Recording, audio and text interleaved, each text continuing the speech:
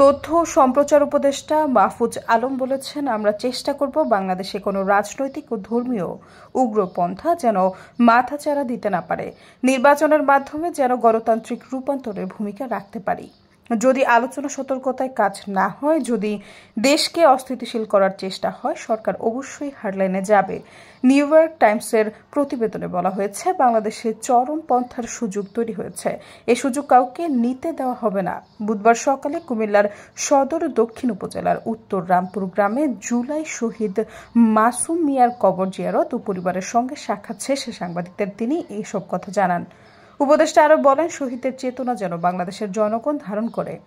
আমরা চেষ্টা করব গণ অভ্যুত্থানে শহীদদের বিচার কাজ শেষ করে যাওয়ার। তাদের আকাঙ্ক্ষার বাংলাদেশ বিনির্মাণে এ সরকারের চেষ্টা আছে, জনগণ এটার সঙ্গে আছে। আমরা বিশ্বাস করি, এ চেতনার সঙ্গে রাজনৈতিক দলগুলো সদিচ্ছা প্রকাশ করলে আমরা একটি নতুন বাংলাদেশ গঠন করব।